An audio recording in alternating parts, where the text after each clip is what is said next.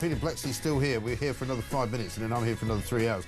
Mike says, Howard, in Suffolk, Starmer has shown his intentions. Remember, boots on the ground and planes in the air. This evil man will take us to war to stay in power. If we are at war, we cannot change leader or have a general election. This is what he's planning for, just in case his party tries to force him out or he doesn't want to go in 2029. Like you, I'm usually correct, and my wife is always correct, and she was the one who first saw what he is planning as a contingency. I mean, I could see that. You know, I could see that, because he is obviously greedy and hungry for power, but now that he's got power, he doesn't want to let it go. It's a point of view that carries some merit. It does. And that is why sitting here for an hour on a Tuesday morning is such a great privilege to hear what it is that the audience have got to say. Yeah, totally. Because they've all got fantastic ideas. They know how to treat this country. They know how this country should be treated. And they also know what's wrong with it and what this government is doing wrong. But just before we do anything else, I think we've got a view of the river even as we speak, because I've told you we're going to keep an eye out, right? Yeah. So check this out. Have a look at what's going on. Here we go. They're all coming up the river. Yeah. That was the Japanese, was it? That's the Japanese, yeah. Yeah. Who, of course, they're welcome. They're allies, aren't they? they are now. They are. It wasn't always that way. You know, sorry to say that, but this, in case you're getting alarmed, ladies and gentlemen, they're not invading the country right now. This is, in fact, a clip that I was describing from late last year, I think it was, when they came up the Thames, all standing there in their dress uniforms, looking very nice. Yeah. So that's what you need to look out for. So if you live anywhere near a river or any kind of waterway, if you see any boats with people in, you know, military uniforms, make sure you call somebody. Yeah. What if he's got border force written on the side, and he's got 1,200 brown-faced people on the boat? Well, in that case, that's fine. That's all right.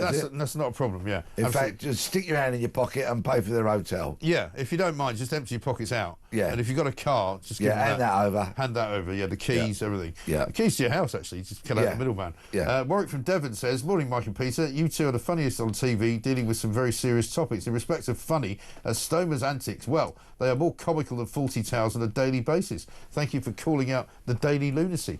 Well, it is really, isn't it? Here's one from Mark. This is good. "Morning, Mike. I've been on a war footing for years while living in Croydon."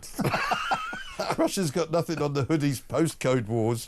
I know what he means. I've been to Croydon. Let me tell Dangerous place. Back in the 80s, okay, well, a great mate that I worked with, he's no longer with us, sadly, anymore.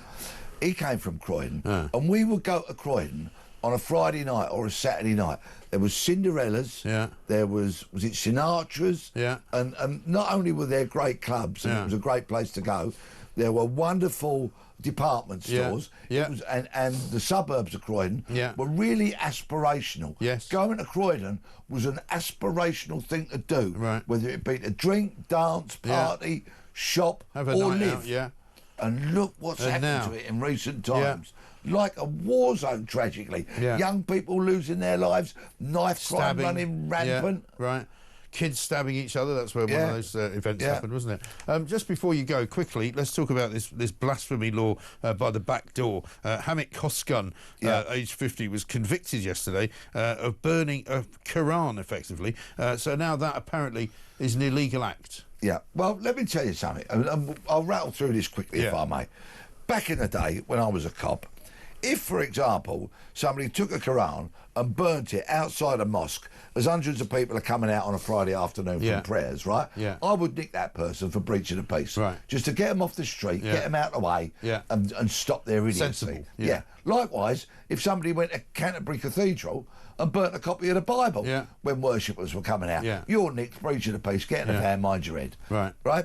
But now, of course, this drip, drip, drip, and this dangerous charge here, I think, shows a lack of common sense, a willingness to persecute people for expressing their views about religion, and I think it's the thin and rather dangerous end of the wedge. Yes, I think you're very well said, Peter Blexley, and said it within the perfect timing as well. Brilliant. Good to see you, Peter. See you next week, if not before.